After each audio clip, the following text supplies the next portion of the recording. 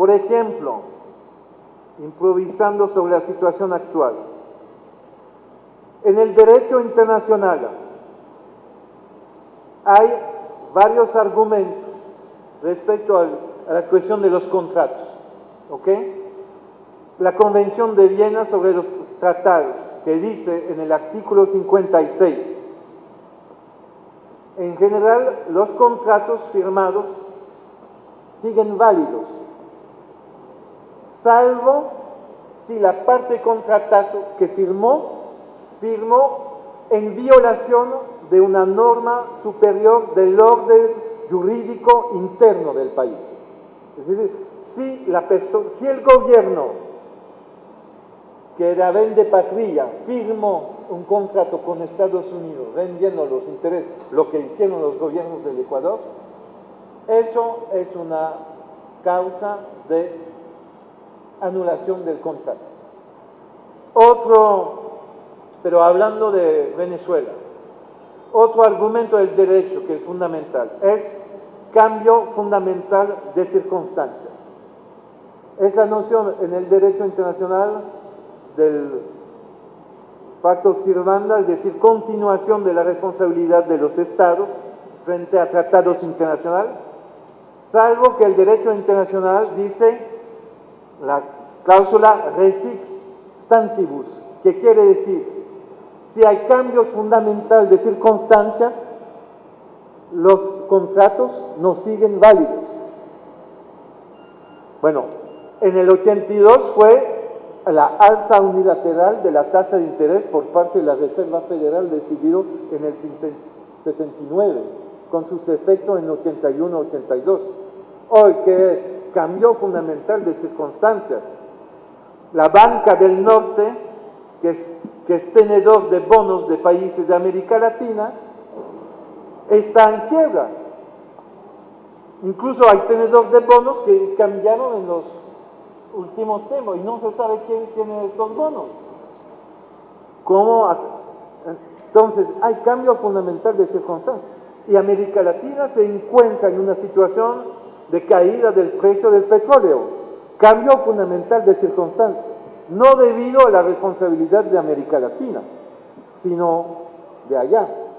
Entonces, es una cláusula en el derecho internacional para decir los contratos no son más válidos. Tercer argumento, el estado de necesidad. Un estado, y hay jurisprudencia, puede decir, para seguir manteniendo la salud, la educación, la paz social, la seguridad en mi país, el pago de la deuda me impide de hacerlo. Si sigo pagando, puede ser el caso de Bolivia o de Paraguay pronto. Por lo tanto, estoy en estado de necesidad y no puedo seguir pagando la deuda. Y también hay el argumento de la fuerza mayor, que tiene que ver con el cambio fundamental de circunstancias también. Okay.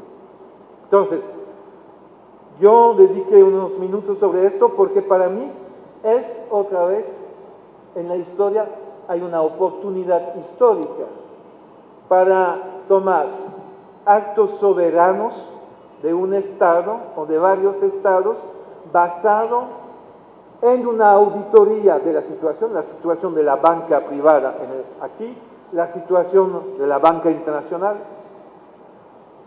los precios de las materias primas, la situación de los intercambios comerciales y a través del acto soberano modificar, declarar sin efecto ciertos contratos, suspender pago, suspender la aplicación de contratos y, claro, modificar estos contratos. Se puede ir a una renegociación, depende de la correlación de fuerzas. Voy a tomar un ejemplo concreto para mostrar que incluso se hace. El 23 de septiembre, Rafael Correa decidió expulsar la empresa brasilera Odebrecht, mandar el ejército para ocupar las instalaciones de la central hidroeléctrica San Francisco, construida por Odebrecht es suspender el pago de 200 millones de deuda bilateral con Brasil, que era el préstamo de Bendes a Odebrecht para construir la central San Francisco. Correa tomó un acto soberano, unilateral. ¿Qué pasó? Lo hizo porque Odebrecht había construido la central, tenía que costar 400 millones, al final salió a 815 millones de dólares, y el túnel de la central hidroeléctrica se cayó después de 8 meses de funcionamiento. ¿Ok? Entonces, y no quería poner en una cuenta 120 millones como le exigía el gobierno, como reparación y garantía para permitir la reparación de la central. Son expulsados, 8 días después mandan un cheque con 120 millones para regresar, porque claro, tienen tantos intereses en la región que frente a un acto soberano no fueron ante el CIADI. La otra lógica había sido que el Estado del Ecuador demanda a Odebrecht, firma extranjera, ante el CIADI, por ejemplo. No, y Correa no hizo esto. Acto soberano y solución inmediata. Eso me parece una vía a seguir de manera concreta, eligiendo los casos. Bueno, hablamos de la moneda común también dentro de la integración. Yo había dicho, pero es fuera de la actualidad, la construcción política, Parlamento latinoamericano, Constitución latinoamericana con un proceso inspirado de la experiencia de Venezuela, Ecuador, Bolivia con la Constituyente Nacional.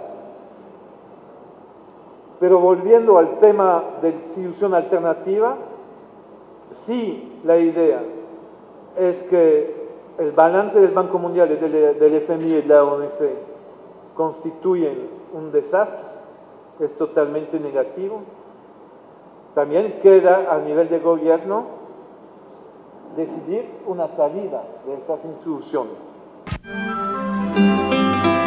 Gobierno bolivariano.